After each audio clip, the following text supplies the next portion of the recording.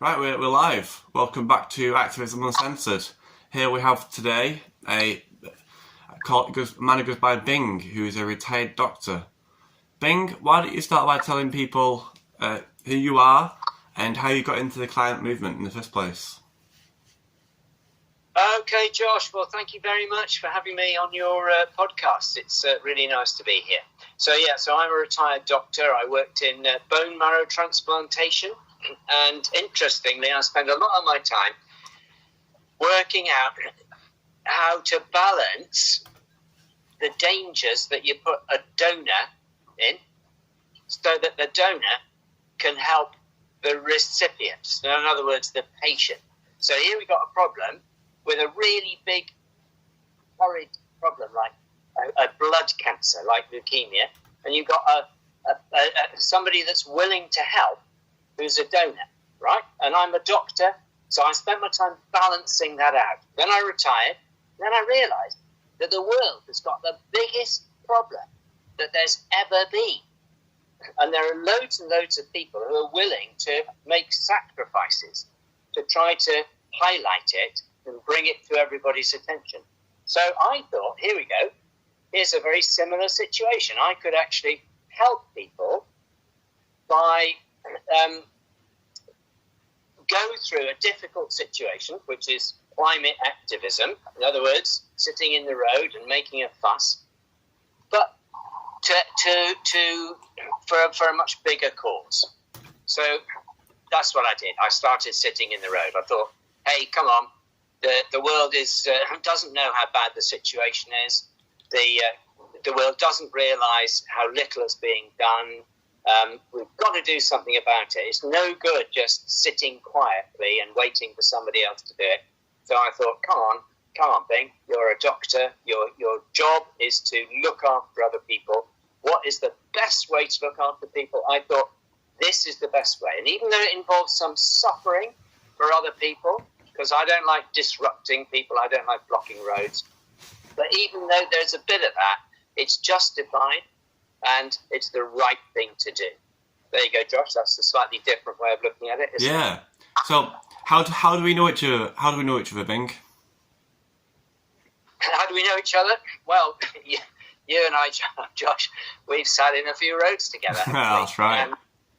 We've been through a few things. We've caused a lot of disruption, and I feel sorry that we've caused disruption. But on the other hand, I'm really proud of myself, and I'm proud that I've known you.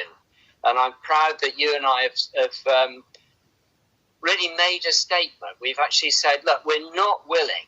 We're just not willing. We know the worst, and we're not willing to sit quietly and do nothing. So, Josh, you and I, we've been through a few things together, haven't we? And we're all going to have to go to court soon about things that we did years and years ago. But we're still at it, aren't we? We're still worried. Refuse to give up. We refuse to give up, and we're still worried, and we still believe in that. My bone marrow story there. We still believe that it's worthwhile going through some really pretty difficult things. You've been to prison. I haven't been to prison yet, but I've been in a lot of police stations and stuff. We're willing to go through some difficult things, and also we're willing to put other people through difficult things because there's a really much bigger issue which is not being sorted out. That's right. I've spoken about it quite a lot on the podcast already. The climate emergency needs radical action to really to stop the breakdown of the earth systems that provide us with all the food, all the rain, healthy soils, everything we need to have a civilization is provided to us by a healthy biome, the Earth biome being healthy, and the climate being balanced, and the weather patterns being predictable. Absolutely. You're absolutely right. And the sad thing is that we know exactly what we need to do. Mm-hmm. We know we could do it relatively quickly if politicians just changed the rules. We could divert energy away from these destructive, horrible, burning fossil fuels, and we could put them into sustainable into sustainable practices which are already cheaper. And it could happen very quickly, and we would have a lovely world, wouldn't we, Josh? And then you could have children, and you could imagine them running around in the road, and we could have communities, and we would stop serving the rich by constantly subsidizing the rich to stay rich. And we could actually have a bit more of a balanced society where people were kind to each other. Lovely. I actually feel a little bit salty about that, not being able to have my own children. You know, it's something I feel like I've been robbed from. So I want to know. So you started with Extinction Rebellion. What year did you start? Well, it's lost in the mist of time, but right at the beginning, really, when they first went onto the road in Parliament Square. So I think that was probably 2018 or something. I remember seeing you in a video. I remember you was in a video for Extinction Rebellion, and you said, I think I'm going to paraphrase. You said, "Now there comes a time in everyone's lives where you've got to choose whether you're going to stand up and be counted." You know, and you was in Parliament Square saying this, and you said that you'd been arrested on Lambeth Bridge for the first time, just down the road there, and you was talking about this, and I saw that video, stand up and be counted, long before I ever got arrested. So then when I joined Insulate Britain and saw you were block team, I was like, it's pink. You know, because I'd already seen you on Extinction Rebellion videos. So, will you tell us a bit about what it was like when you started in 2018 and what it was like in 2019 when you got the climate emergency declared? Well, I'm a really old man. I'm 71, and but I've been thinking about this. It's been obvious to me that it was a problem for literally, 20, 25 years or something. It's just amazed me that other people weren't so bothered. So I remember riding around on my bike. I used to ride to the hospital in the morning, and I had a funny kind of fluorescent strip, and it said "too many cars." I'd written with a felt tip on it, saying "too many cars," and truck drivers would blow their horns at me, and people would shout out the window and stuff. So I've always been aware of the fact, firstly, that there was a massive problem, and secondly, that people weren't aware of it. So when Extinction Rebellion came along, and I remember just sitting watching, I can't remember, it must have been whether it was a video or it's on the telly or something, but I saw these people just sitting in the road. They just sat down in the road, and I thought, God, it's so obvious. I've been worrying about this. I've been doing little bits and bobs, but this needs something much bigger. Somebody has to say, business as usual is not right. We're not playing ball, and we're just going to sit in the road. So I just signed up more or less straight away, and I found somebody else, and we set up a branch of Extinction Rebellion in Sheffield. And Aaron, who'd actually set it up, is now one of the most consistent scientists in the Extinction Rebellion scientists group. So, and we just very soon after that, the action of blocking the 5 bridges in London came up, and I just got on a bus, went down there, and got arrested. And I felt this enormous sense of relief, Josh. I've had literally 20 years, 30 years of this being bottled up inside me, thinking there was so much wrong things wrong with society, things wrong with the environment, and things wrong with professional people who must have known about it but weren't doing anything. Then all of a sudden, here was something I could do. And I got arrested, and then got arrested again and again and again, and it just felt the right thing to do. Mm-hmm. Yeah, I felt the same, to be honest. But anyway, I've got enough episodes of me talking about me and my experience. This is about you and your experience. So, was you there in 2019 when the Extinction Rebellion got the UK government to concede to their demands and declare a climate emergency? Well, yes, I was around. I mean, it's a bit sad because it wasn't quite like that. It was Parliament that declared a climate emergency, not the government. Right. So, and that's different. But I mean, there were massive strides. I mean, there were massive strides. And in local governments all around the country, councils declared a climate emergency. But the problem with all of this is that, there's a kind of a greenwashing on the government side and on the commercial side. And there's a similar kind of feeling that we're getting somewhere amongst people who are concerned about the climate. And declaring a climate emergency is something, but it's not the same as actually acting as if you've declared a climate emergency. And that's what we've failed to do. So yes, I was there. It felt sort of good at the time, but I'm sorry, I'm an old person. I've seen so much of this before. You get something that looks good or that feels like a little step forward, but you just know it's not enough, because we need to make not just a little step, not just a few words.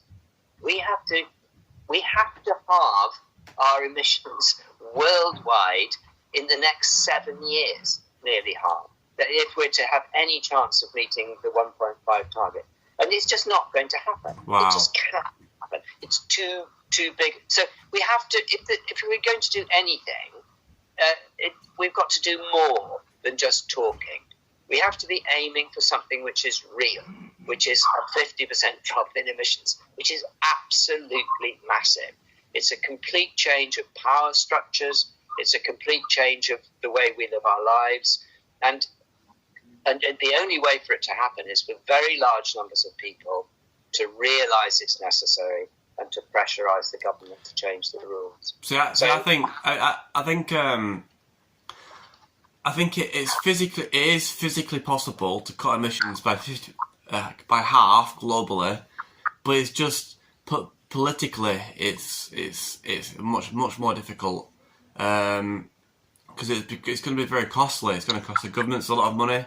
It's going to cost the corporations are going to lose a lot of money, and as it stands, corporations making money is the most important thing in the world right now. It's the number one priority for our government. It's the number one priority for the American government. Some of the largest economies in the world, their governments, their number one priority is not the people. It's not even the people's well-being or the people's health or the people's standard of living. It is billionaires making more money. Oil companies making more. Just look at what's happening in the UK. We've got the cost of living crisis at the same time that oil companies are making record profits. Like, how can those two things exist at the same time? Why can't the government come in and say, no, you're not making them profits now. Everyone's bills are staying low. I mean, the problem is that we have a bit of an illusion about the government. We think that the government can control what happens, when actually, at the moment, the government is probably more or less controlled by those corporations. Yeah. And the only way around that, it's so kind of obvious when you think about it. A rich man is only rich because there are loads of poor people giving him money. That's how it works. And so the only way to change things really radically is to get all those poor people to stop giving the rich person his money. And the way, so it's a funny old cycle, isn't it? And the media is a very important part of this, because if the media just stop, just listening to the radio this morning, and they gave a great long time for a man to talk about extracting more oil from the North Sea. If the radio just changed its policy and didn't give that man the time, but instead gave some time to somebody who was building wind farms on the land, then things would change relatively quickly, because people would realise that it's 9 times cheaper to have wind power than it is to have oil and gas from the North Sea. and there are loads of things that people can gain from them. So it's chicken and egg, isn't it? But somehow we have to change the way large numbers of people feel, so that the government has the power to take power away from the oil companies. But that's such a complicated message, isn't it? But even I feel confused as I'm talking about it. Yeah, I know what you mean. See, when people talk about what we're going to replace oil and gas with, and we say wind and solar, but what do you do when the wind doesn't blow and the sun doesn't shine? Because that is a problem. Well, I always say, no, there's plenty of energy around. Yeah.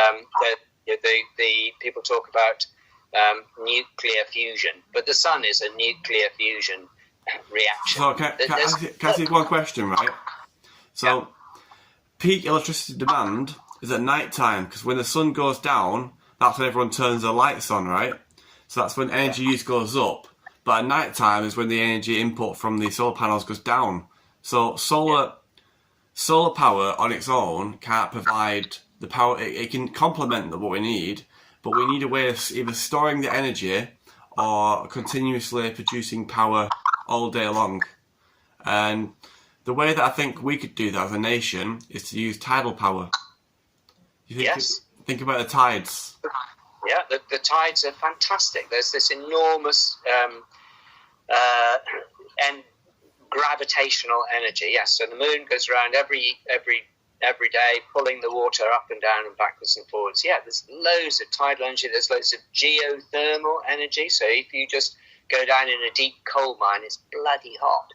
So all you need to do is just pump lots of water deep down into the ground, and it comes up warm. There are loads of things to do. There's plenty of means of storing electricity. There are going to be lots of cars with batteries in. Those batteries could store energy. There are gravitational things. You could have railway trucks being pulled up to the top of a hill, and when you've got electricity, and run down again when you've got spare. There's plenty of ways of doing it. Ordinary, simple ways which don't demand massive technical advance. Like mechanical batteries. Yeah, they need political. I'm just sitting by a grandfather clock here, and once a week I pull the weight up. It's got a big chain, and then it spends a whole week gradually going down, ticking, tocking. There's plenty of well-established means of storing energy, but even that is missing the point. The main point is that we need to use massively less energy right now. Right. And we've got to get the maths right. The maths is such that we've got to use much less energy now, and then slowly build up our ability to make more energy in a renewable way. But I think it can happen soon, and I think people can make money from it. I think that there are corporations that, if the rules were changed, they would change their policies. So it's absolutely doable. The key problem is that we haven't convinced enough people. We need to convince politicians to think that there are enough people in the population that will not vote for them if they don't do something, and they will vote for them if they do something. So our job remains, as it always has been, to somehow get a message across to enormous numbers of people who don't actually desperately want to hear it, but deep down know that they've got to hear it. It's a bit like before a war. Everybody thinks, Hitler is on the other side of the channel, but he's probably quite a nice chap, until suddenly the whole climate, it could change overnight. People suddenly realize that Hitler is not a nice man, and he's got 1,000 tanks for every 10 that we've got, and we've got to change. And then they shut down the factories. There are no cars being made. Everybody makes tanks before a war, but right now we've got to stop building ships to transport oil around the world and start building wind turbines. And as you say, like we're in a war. just like in a war. And this happened before. It happened after Pearl Harbor in the Second World War. The American economy changed overnight. They banned the sale of new cars. They put income tax up to 99%. They borrowed more money than ever borrowed in the entire history of America. They transformed their economy from making fridges into making aeroplanes, and they were churning out those flying fortresses at something like one every hour or something ridiculous. I can't remember what the thing is. So societies can change rapidly, and society will change rapidly because things are coming. Physics is physics, and the climate is changing massively. Each of those big storms that we've had recently have cost hundreds of billions. So there was a big tornado recently. There were German floods last year. And these things cost hundreds of billions of dollars to fix. And the insurance agencies, everybody is coming to it. It's just that they're coming so slowly, and people need to realise that we have no time. We've got to sort this thing out soon because changes are irreversible. You know this, Josh.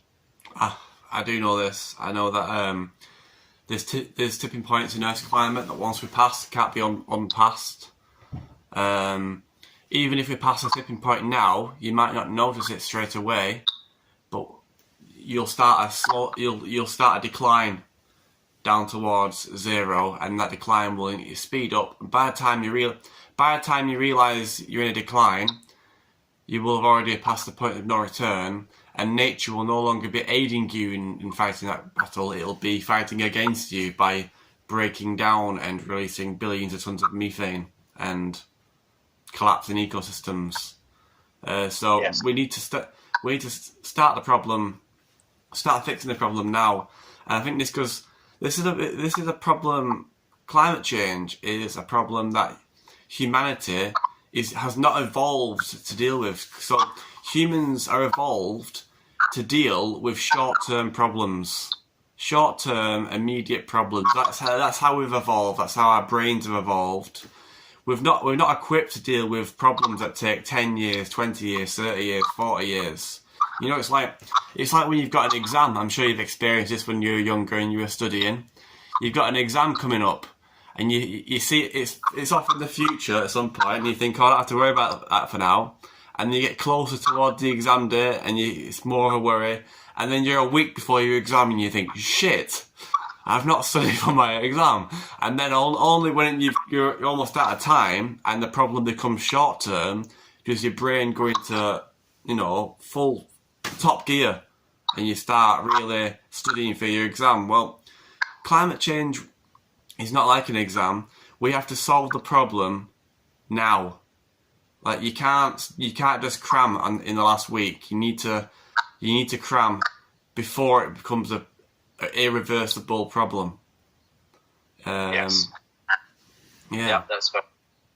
But looking at it in a slightly different way, even though I agree with you totally that individual people are very short-term and relatively tunnel visionish, institutions can be much longer term.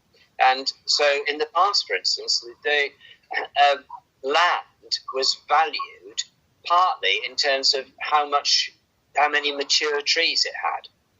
And so, people used to say, this is a well-wooded country.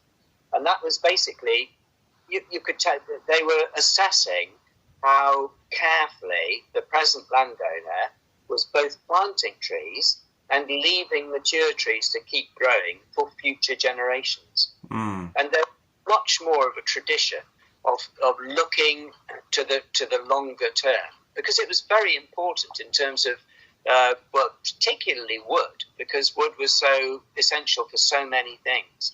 So, and everybody knew that you can't plant trees for tomorrow. You have to plant trees for your children and their children.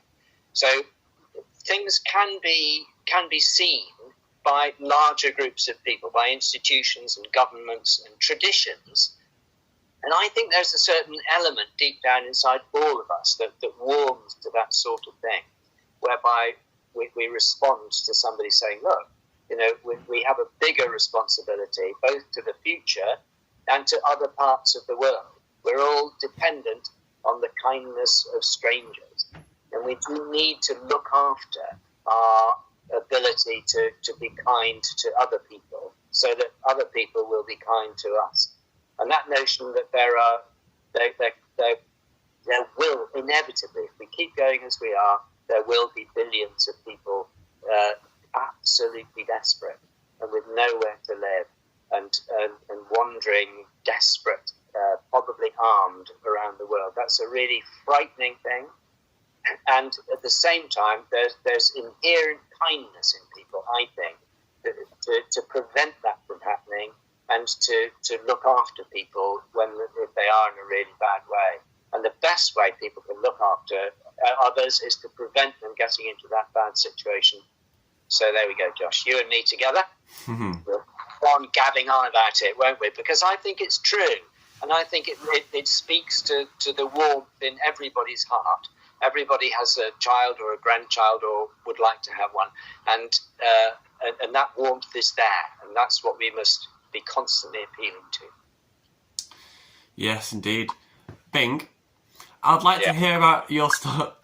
This still makes me laugh, Do you remember the bag of oranges? Yes, the bag of oranges. Can you tell the story about the bag of oranges? Because this is hilarious. It was the first day of the first block of Insulate Britain, and I just remember you with a bag of oranges. So I'll let you tell that story because that's hilarious. Okay, well, I started with the oranges with a thing called the Rebellion of One, which was a nice idea. So part of the whole business of being disruptive to try to raise awareness is about vulnerability, isn't it? If I just mouth off saying I think this and I think that, then people can think I'm arrogant or stupid. But if I sit in a road and really make myself vulnerable, then people might think slightly differently. So this Rebellion of One thing was quite a nice idea. So instead of having a big group of people sitting in a road and being disruptive, just one person would sit on their own in the middle of the road, looking really vulnerable. I mean, I must admit, if you have a big group of people and you block a road, then at least there isn't any traffic. But if you're on your own in the road, you can't block it. So it's much more of a business. But so anyway, all over the country, I can't remember what it was, about 2 years ago, people sat in the road on their own, hoping to get local publicity rather than national publicity. And I had to go at this, a busy road in Sheffield, a busy shopping road, with lots of traffic. But the difficulty was getting into the road and safely stopping the traffic. So I used my old man's, I went a bit hunched up and looked a bit vulnerable and staggered into the middle of the road. And I took with me a bag of oranges. And I dropped the bag of oranges. And the oranges are really dramatic. An orange is really bright and it shines out against the dark tarmac. And they rolled all over the place. There was this old man staggering out in the middle of the road. And the traffic stopped all over the place. And people ran in off the road. It was like an instant road block. Firstly, to help me. And secondly, to pick up the oranges. So that I just sat down on my little block and got out my notice and said thank you very much to everybody. And I instant block. But then we used it again, didn't we? When we were when we were trying to get into the middle of a road with some more people. Well, it worked, didn't it?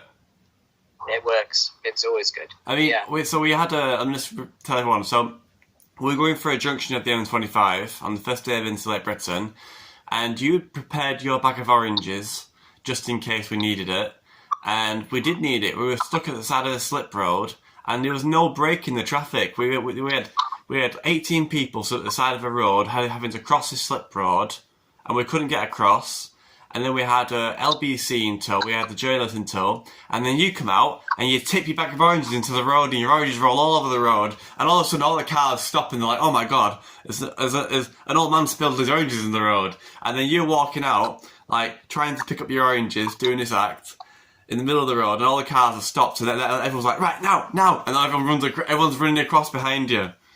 LBC were a bit nervous to get across. I think they were a bit more reluctant to cross. But we've got a whole block team across. Whilst you were running around trying to pick up your oranges. Did you pick up all your oranges, or did you leave some in the road? I can't remember, Josh. I can't remember. That's the great thing about an orange. It doesn't really matter too much, does it? And it's not going to cause anybody any grief.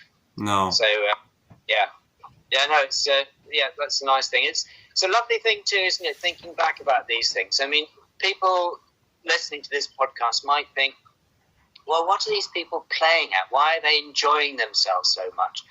But the fact is, it's a lovely thing to be able to do things with other people. And I'm always sad that we cause anybody any disruption. I don't want to do that. But as I was saying right at the beginning about the bone marrow transplant thing, it's really important. If you're going to save the life of somebody with leukemia, then somebody else has to suffer a bit. The person with leukemia suffers, their family suffers, but also if somebody else is willing to really suffer, then they can give a massive gift. And I think that's what we're doing when we're blocking roads and when we're asking the public to bear with us, because we know that the only way to get publicity, which is what we need, the climate crisis is a crisis of publicity. People, if they actually knew, then this wouldn't be a problem. So we're asking people to suffer so that other people can benefit. And but part of doing that is we bond, don't we, as a group of people. We've bonded, and if anybody's listening to this and they're wondering whether to have a go, but all I can say is have a go, because it's far, far better than not doing anything. It gives you a sense of being alive, and it gives you this lovely feeling of comradeship, doesn't it? Oh, yeah. I don't know you, Josh, terribly well, but I do know that we've been through something really big together, and it's an unbreakable bond, I feel. I hope you feel the same. Yeah, it is. It is an unbreakable bond because, we live in a house with like 18 other people. You got to imagine, right? You're in a house of 18 people, and every Monday, Wednesday, and Friday, you all get up very early in the morning. You all go out. You shut down a portion of the M25, sit in a line together. You take abuse from all the drivers, rightly so. They're angry. They're being stopped from getting to work, and like you said, I do feel sympathy for them. We're not protesting against them. It's just that everything else gets ignored. And then you're all making this huge sacrifice together because, you're all there because you care. You care genuinely about people, and you care about the planet, and you care about our children and our children's futures. And a lot of people are doing this for their children and for their grandchildren. So there's a lot of pent-up emotion in this group of people who are doing this. And a lot of people whilst they're doing it feel scared, but they're all together in one unit, and then they all get arrested together, taken to the police station together in handcuffs in the back of police vans, and put in police cells, and they tend to always put everybody in the same corridor. So I remember when I used to walk into the corridor and I used to go, "Mic check." And everybody used to shout back, "Mic check, mic check, mic check, mic check, mic check," down the corridor. And I go, "Love you guys." Everyone goes, "Love you guys, love you guys, love you guys, love you guys." And by everyone repeating what they hear after the word mic check, we were able to get a message to the full group, even inside the police stations. And then the best part about the actions was when you come out of the police station and you've got police station support there, and they're there with coffee, tea, biscuits, sandwiches, hugs, camaraderie, and every single person in the block team would wait outside the police station until the last person comes out. Do you remember that? I do remember it, Josh, and it's very it's a lovely thing, and to some extent, this is it's a long-term effort. We're going to be at this for decades. We've already been doing it for some years, and we have to stick together, and we have to look after people, and we have to look after each other. And it's lovely that everybody goes through all of this together. It's great. It's fantastic. Mm-hmm. Mm-hmm. So, and I think if anybody's watching this who is unfamiliar with this whole process, it must be a bit of a mystery, mustn't it? Thinking, who are these people? Why are they doing these unreasonable acts? Why are they upsetting ordinary people going about their daily life? And I think it's really important that we have the opportunity to try to explain. And unless people understand how bad and frightening and terrifying the climate crisis is, they're never going to be able to understand quite why you and I have gone through all of these weird situations of throwing oranges in the road and of then going through, staying in houses and getting up very early in the morning and then upsetting large numbers of people. But once they understand how terrifying the climate crisis is, then it all fits into some sort of perspective. Bing, as a respected retired doctor, as a health professional, with your learned mind, in your best way, in your own way, how would you explain what is in store for humanity and the people of the UK and our children if we don't solve the climate crisis soon? So what would happen to humanity in your words? Well, it's absolutely clear what's going to happen, and it's all written down. There are really good reports from the from the Intergovernmental Panel on Climate Change, and from UK institutions like Chatham House, which is the Royal Institute for Foreign Affairs. They're absolutely clear that unless we do something, as we were just describing, whereby we drop emissions by 50% in the next 7 years and have no emissions by 2050, then the world is going to go on heating up. All the ice will melt at the poles. The sea level will rise.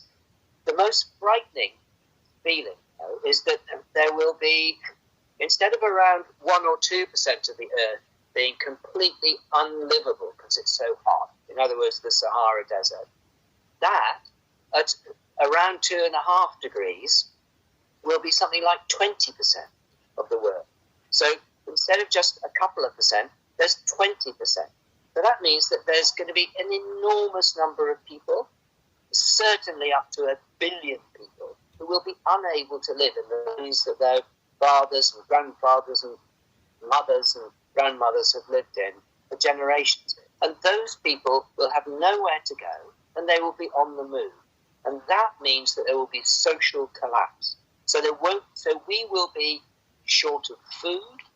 There will be wars, and this is not just one thing happening. This is loss of people's places where they can live.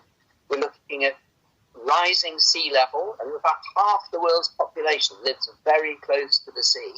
We're looking at societies collapsing, and all of that. We're on the point of all of these things anyway. Economies are fragile. Wars happen. It's just terrifying. What do you think will happen to our crop yield and global food trade? Well, it's absolutely clear that just the population is rising such that we're going to need probably 50% more. I think it's 50% more food in the next 20 years, and yet the crop yields are dropping by about 30%. There's so much maths here, but it's absolutely frightening maths. We need loads more. We're going to have much less. Yeah. It's absolutely terrifying. And the president of the Royal Society, who is just about the most senior scientist anywhere, said on the radio only a few weeks ago that he is terrified by the climate. I am terrified, is what he said. On Radio 4, on the Life Scientific, I am terrified. And everybody should be terrified. There's only two states. Either you're scared or you are more or less asleep. And I don't mean to put people down, because it's silly. That's not going to help. But people do not know. And they don't know partly because they're not being told, but they're also being systematically brainwashed and lied to. Because the climate, the fossil fuel industry has systematically delayed, confused, it's cast down on the science. These are processes which are actively being done by people making the most money that anybody has ever made in the entire history of mankind. Mm-hmm. The fossil fuel industry is changing the story, and so people don't know. But people should be frightened. They should be scared for themselves, for their children, and most immediately scared and morally outraged that we're not looking after people in hot countries throughout the world. Mm-hmm. You know, I read somewhere as well that ocean acidification is going to lead to the loss of the plankton in around 15, 16 years. Do you know anything about that? Well, it doesn't surprise me at all. The oceans are like a massive reserve for everything. So they absorb carbon, they absorb heat, they balance absolutely everything out, and we're messing around with them terribly. I don't know much about plankton, but I'm sure that's right, because the oceans are becoming acid all the time because there's more and more than absorbed. Well, so all sorts of balances are going to change. I was going to go on. Yeah. The other really frightening thing is that the oceans are everything moves around, so they share the heat around and the coldness. And that whole process of ocean currents is being damaged by the fact that there's so much melting ice. And if we lose that whole business of flow of water around the world, then that changes our weather in absolutely enormous ways. So yes, the ocean's very, very frightening. Yeah, I think so. I've actually got some scientists from XR scientists coming on next week, so I'll get a professional to explain it in great detail. But what I came across recently, well, not recently, last year, was that there's a certain level of acidity that plankton can no longer survive in, and the ocean's level of acidity is rising at a constant rate, going up like this on a graph. And there's a level at which plankton cannot survive the acidity, and it's rising, heading towards that point. And because it's rising at a continuous, predictable pattern, we can project that line forward, and the rate at which the oceans become too acidic for plankton to survive is around 2038, which is 15 years away. And plankton is the basis of the ecosystem of the ocean, you know. Krill and corals and many small fish eat plankton, and when the plankton's gone, those animals will die. So once the little fish die, the bigger fish that eat the little fish die, and then the bigger fish that eat those fish die, and then you can think about humanity as one of the big fish, because we pull billions and billions of fish out of the ocean every year, and I think it's something like 1/3 of humanity relies on fish from the ocean as their main source of protein, their main source of nutrients. So we're looking potentially at 1/3 of humanity losing its main source of food in the next 15 years if we continue. Yes. And that story is reproduced all over the place, isn't it? We think that we're above nature. We think that we control nature, but it's just completely untrue. we're completely dependent on nature. Yes. And that revolves around illnesses and diseases too. As things heat up, diseases like malaria, for instance, which it was always restricted to areas where mosquitoes that spread it could live. All of that is spreading out. There are all sorts of diseases which are now common in countries where they were never seen before. And the change is rapid, it's frightening, and things like COVID, which were an enormous thing, which really shook the whole world, become much, much more likely. Now, people do need to get frightened, and unless they know, nothing is going to happen. Unless they get frightened, know why they're frightened, and then put pressure on their politicians to act, nothing's going to happen. So we need to go on talking, and we need podcasts like this. It's very important that people can hear just how frightening these things are. And it's a real shame, isn't it, Josh, that these things are not talked about in the mainstream media. You have these beautiful Attenborough programs, and poor old David Attenborough, you can tell he's got he's holding on to his gooey, saying, don't say that, don't say that. You can say something polite, you can say something which is a bit concerned, but don't say anything that's frightening. But people need to be scared. If they're not scared, it's the reality of the situation. Yeah, it's like imagine you're on a big wooden ship and there's a fire, and somebody runs in and goes, "Guys, there's a fire!" and you go, "Quiet! You're gonna make everyone scared." It's like, well, they should be scared. There's a massive fire under the deck. We need to put it out. We all need to work together. And then they say, no, you can talk about smoke being a problem, and you can talk about some point in the future not being able to swim properly, but you can't talk about the fact the ship's sinking and the ship's on fire. That's too much for people. Yeah. And it's kind of, I describe this to people, right?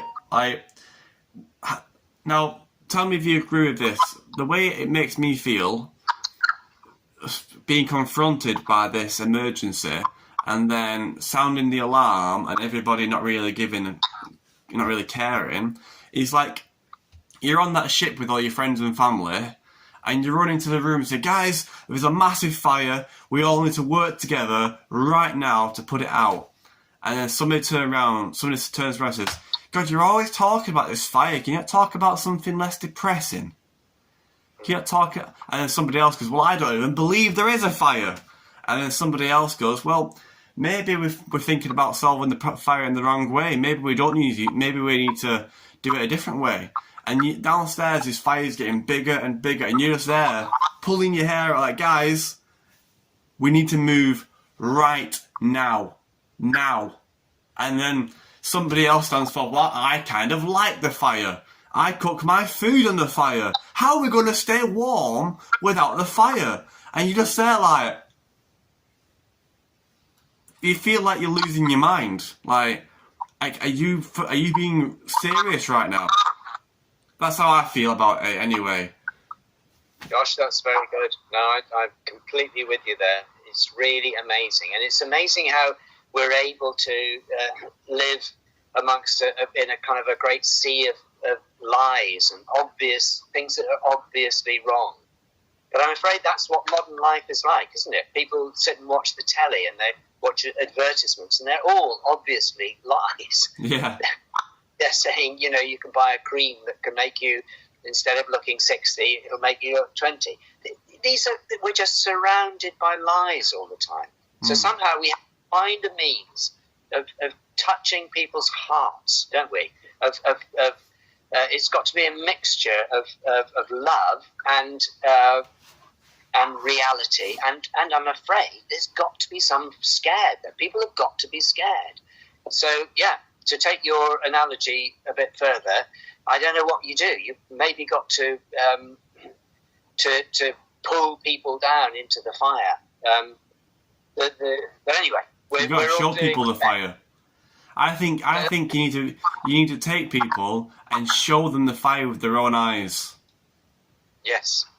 And only when enough people see the fire. So if you're watching this and you still don't understand the climate emergency, how serious it is, to look at the fire, all you've got to do is read some climate science.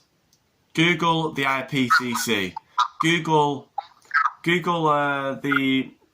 and what's it called? Antonio Guterres, the Secretary General for the United Nations, and look at what he said on YouTube about the climate crisis. He's the the highest diplomatic position in the world, right? And listen to what he's got to say. Listen to what David Attenborough's got to say. Listen to what the International Energy Agency have got to say. Listen to the scientific community. It's all there.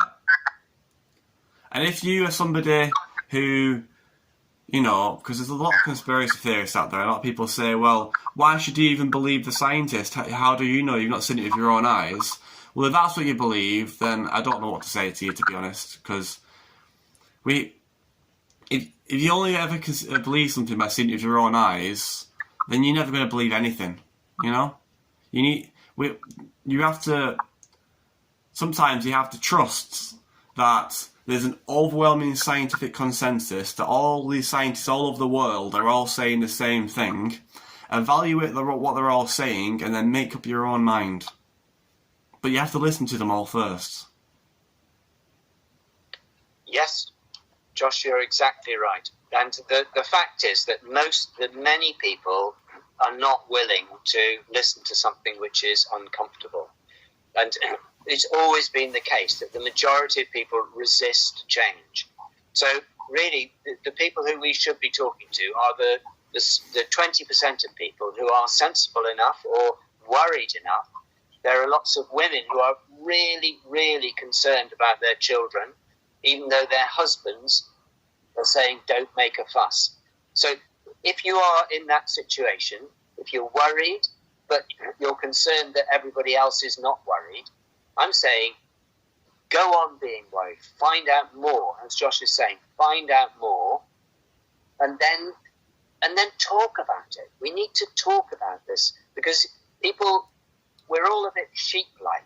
If everybody else is thinking, I won't talk about it because everybody that's in the pub with me or in my family across the table, if I'm worried that they don't want to hear it, I don't speak. Well, we've got to start speaking. Everybody has to start speaking all the time, even though you're worried that people don't want to hear. Because unless that 20% of people are active and vocal and talking all the time, then the 80% of people who will follow where everybody else goes, they'll never change. So anyway, yes, Josh. And if you are like one of the, like say, a concerned mother, and there's nobody around you who gets it, your husband doesn't understand, your children don't understand, you're seeing all this evidence online about the climate crisis and nobody's understanding, it can feel like you're drowning. If you're in that kind of situation, I would advise you to reach out to the people who care, like yourself. So there's a few different organisations you could go and work for and help. Not work for, but help. You could provide your help. You don't have to be arrested. So first, there's Just Stop Oil, and this is the more extreme end of the climate movement. They're really they're like the tip of the spear, really, the pointy bit. And that sort of people who are willing to be arrested, but they have lots of support roles as well. So you could help provide support, like we need people to do admin work, spreadsheets, all kinds, finance roles, like making sure the people who are working for Just Stop Oil are getting paid, making sure we need tech people, like I need tech people to help me record these videos. We need mobilisers. We need people to be in the town, like mobilising, putting on talks and recruiting people into the organisation. We need all kinds of things. Then if maybe Just Stop Oil isn't right for you, there are still many options. So Extinction Rebellion is kind of a step. It's still a very brilliant organisation, less radical than Just Stop Oil, and they have they're building communities of people who care about the climate crisis and who are raising awareness. So it's just good to be around people who understand and care. And if you want to really help people like myself who've been arrested and we've got all these court dates, then there are, for example, Lupin that I had on the previous channel. She has set up accommodation for people all over the country who need accommodation, who are going on action, or people who are on strike, or people that are down in court for taking action, or, you know. So you could help with accommodation by getting in contact with her. One more thing. And the last another organisation you can help with is RIPS, which is Rebels in Prison Support. Now they work together to support people who are in prison. My partner actually works in RIPS. So there's a lot of things you can do without being arrested. And if you are really concerned about the climate crisis, then I'd really recommend doing that. All the links to these organisations will be in the description below. Yes, Bing? Josh, I've got to say my phone looks as if the battery is going quite low, so I think I might have to... Okay, well, there's actually only there's only 4 minutes of this video left now. We've been on for 56 minutes, and we're just going to round up with 4 minutes. Is that okay to you? If I suddenly disappear, my phone's only got 5%, so it's right. I haven't got a... well, Can you edit? Can you go out and get a battery charger, or would you it's right. We'll just go until your phone dies or the video ends. Oh, you've gone. Okay. Well, that looks like we've lost Bing. I'm just going to say to anybody who's watched the video this far, what I normally say is, if you like the content you've heard on this video today, and you want to see more of it, and you want to see us get better, then please like this video, subscribe to the YouTube channel, because that'll help us get more views and more attention. Hit the bell icon. Oh no, right, I don't know if you can still hear me, but hit the bell icon, and please consider donating to the channel. We're putting a fundraiser out to try and get more better quality microphones, so we have better sound quality, and some cameras and some actual recording equipment, so these podcasts will be higher quality. Thank you for listening so far, and goodbye.